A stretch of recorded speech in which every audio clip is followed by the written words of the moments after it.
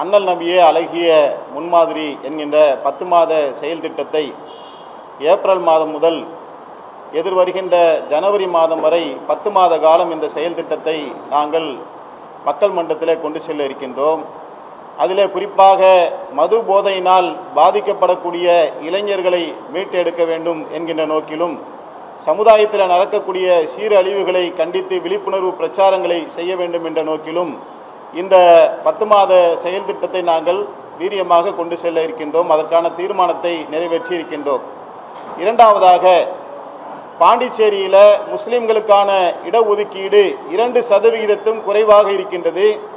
இதை 6% உயர்த்தி தர வேண்டும் என்கின்ற கோரிக்கை நீண்ட காலமாக வைக்கப்பட்டு வருகின்றது. இதை இந்த பொதுக்குழுவின் வாயிலாக நாங்கள் தீர்மானமாக நிறைவேற்றி இருக்கின்றோம். அதைப்போல ஆளுகின்ற அரசு இந்தியாவிலே வேறு எங்கும் இல்லாத அளவுக்கு வக்ஃப் வாரியத்தில் 2 முஸ்லீம் அல்லாதவர்களை நியமித்திருக்கின்றார்கள். RSSல பயிற்சி பெற்ற பிஜேபியை சேர்ந்த செல்வ கணபதி என்பவரையும், அதிமுகவில் தற்போது இருக்கக்கூடிய ரம்யா அவர்கள் முன்னாள் RSSல இருந்தவர்கள். அப்போ RSS சித்தாந்தங்களை கொண்ட இருவரை தமிழக வக்ஃப் வாரியத்தில் நியமித்திருக்கின்றார்கள். இதை கண்டித்து ஆயிரக்கணக்கான மக்களை திரட்டி ஏற்கனவே நாங்கள் இந்த பாண்டிச்சேரியில் மிகப்பெரிய ஆர்ப்பாட்டத்தை பொதுச் செயலாளர் தலைமையில் நடத்தி இருக்கின்றோம். இன்னும் அவர்கள் மீது அதை நீக்கி நடவடிக்கை எடுக்கவில்லை என்று சொன்னால் பாண்டிச்சேரியே திணறக்கூடிய வகையில் மிகப்பெரிய ஒரு ஆர்ப்பாட்டத்தை எங்களுடைய ஜமாத்தின் சார்பாக நாங்கள் நடத்த இருக்கின்றோம். அதே மாதிரி பாண்டிச்சேரியில் ரெஸ்டோபார் என்கின்ற பேரில் பட்டவர்த்தனமாக விபச்சாரம் நடப்பதை கண்கூடாக பார்க்க முடிகின்றது.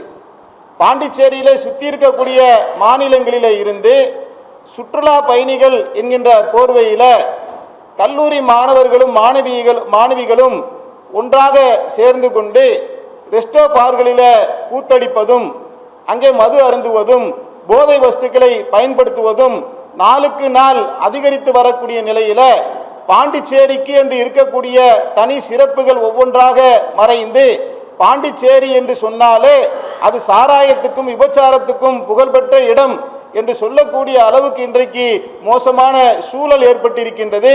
எனவே பாண்டிச்சேரியில் இனி வரக்கூடிய காலங்களிலே ரெஸ்டோ பார்களுக்கு அனுமதி தரக்கூடாது என்பதை நாங்கள் தீர்மானமாக நிறைவேற்றி இருக்கின்றோம். ஒரு கால் மேற்கொண்டு ரெஸ்டோ பார்களுக்கு அனுமதி வழங்கப்படும் என்று சொன்னால் ரெஸ்டோ பார்களுக்கு முன்னால் மிகப்பெரிய போராட்டத்தை மக்களை திரட்டி வெகுஜன மக்களுக்கு முன்னால் அண்டையில் இருக்கக்கூடிய குடியிருப்புகளுக்கு மத்தியில் இந்த ரெஸ்டோ பாரை கொண்டு வருகின்ற காரணத்தினால் பொதுமக்களிடத்தில் கருத்துருவாக்கத்தை உருவாக்கி இதை மிகப்பெரிய ஒரு மக்கள் பிரச்சனையாக நாங்கள் கொண்டு செல்வோம் என்பதை தீர்மானமாக நிறைவேற்றி இருக்கின்றோம்.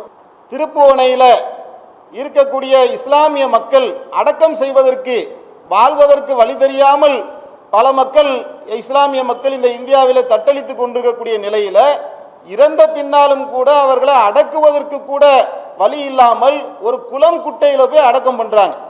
தோண்டுனா 2 அடி தோண்டுனாக்கா அங்கே தண்ணீர் நீர் ஊற்று மாதிரி வருது.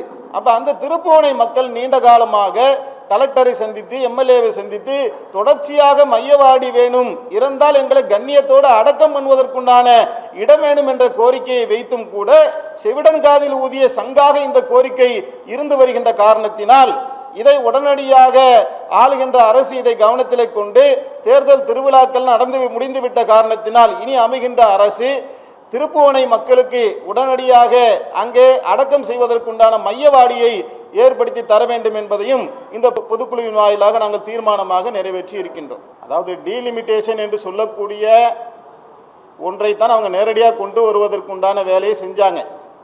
அதுக்குள்ளே என்ன செய்கிறாங்கன்னா பெண்கள் இடஒதுக்கீடு என்கின்ற ஒன்றையும் சேர்த்துக்கிறாங்க.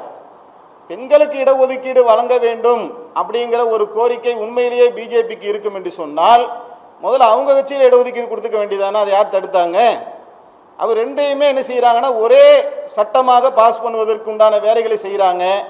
இந்த சட்டம் ஒரு கால் தோல்வி அடைந்தால் பெண்களுக்குண்டான இடஒதுக்கீட்டை எதிர்க்கட்சிகள் தடுத்தார்கள் என்கின்ற பிரச்சாரத்தை 5 மாநில தேர்தலில் நாம் பண்ணலாம் என்கின்ற நரித்தந்திரத்தை தான் பிஜேபி அரசு இங்கே கையாண்டிருக்கின்றார்கள்.